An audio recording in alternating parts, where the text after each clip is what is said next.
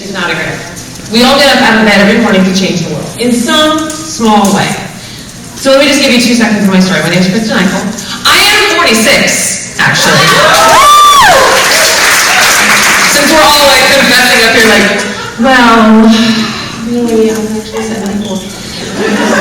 We should all just be proud of who we are and what we are all the time. I swear to God, if you just own who you are most of the time, you won't have to make up all that crap you say about yourself, and you'll save a whole lot of time.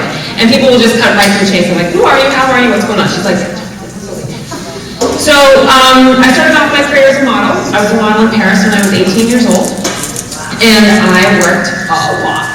And as a result, I starved myself because you have to look like this when you're a model, right? Well, it was 1988, and I did not look like that. I looked like this. And this was considered not to be very fashionable at the time. You had to look like that. So what did I do at 18?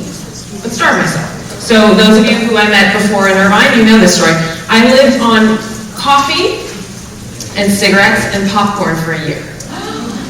I swear to God, who was saying you can get away with whatever you wanted to eat as a kid? It's the truth. I was living on the baby fat. I was totally living on the baby fat. And then when I finally decided that after a nervous breakdown and looking like crap and being completely addicted to smoking hash all the time, because that was what would get me up in the morning, I decided I couldn't live like that anymore, and I changed my life, and I became a yogi.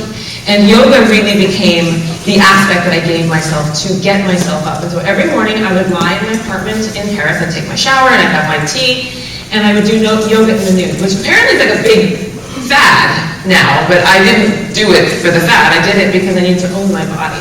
Because at that time, I had 2 different names. I was Kiki to my family and friends, and I was Kristen for work. This was Kristen. And she was something else. And then there was Kiki, who was the girl who was incredibly self-conscious and very afraid and not in her power at all. And then there was Kristen, who would show up and who would be worth $1 million. And I didn't have that connection for a really long time. Really, really long time. But it actually took a very good friend of mine who said, do you realize that you speak about yourself in the third person all the time? I had no idea. I was like, well, Kristen would really like to go. And I was like, what the hell? Who is Kristen?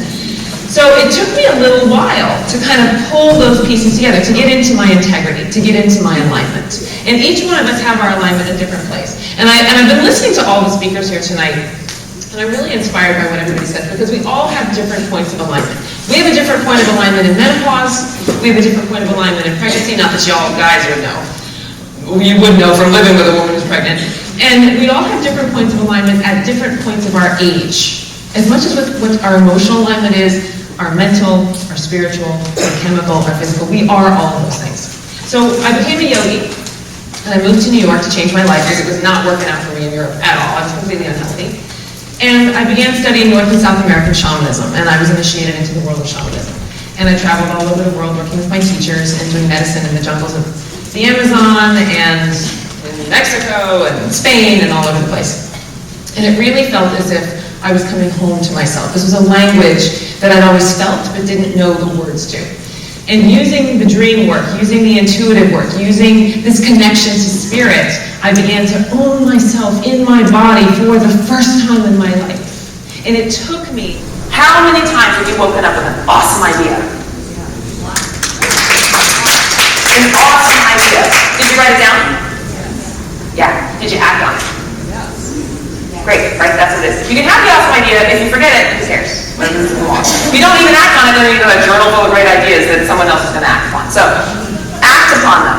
Write them down, act upon them, wake up and be inspired. So the first thing when you wake up in the morning, if you're leaping out of bed, well, your heart is racing, your adrenaline is already running, you haven't done squat and you've already got a hot flash.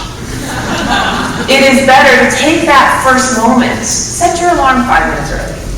Take that moment to lie in bed, do a little Reiki on yourself, do a little something, do a little gratitude work, do a little something. Wake up in that vibration that you want to carry for the rest of the day. Right? She's totally got that.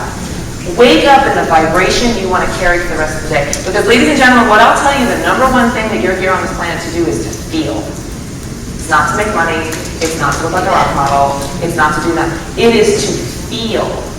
And whatever you feel is what you generate. So if you feel joy, you emanate joy. If you feel horrible, you emanate horrible.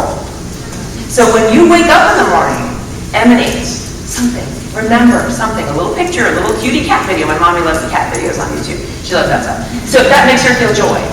Give yourself joy. Give yourself love. Give yourself passion. Give yourself enthusiasm. Wake up in that space. And yeah, please write these things down. That's why I gave you this bloody piece of paper. So you can make your little notes on it. Because what are you going to do with that? If I just tell you something, you go like, that's a great idea. Like, what the hell was she talking about? It's gone. So yeah, act upon your things. When you feel something, you don't forget it.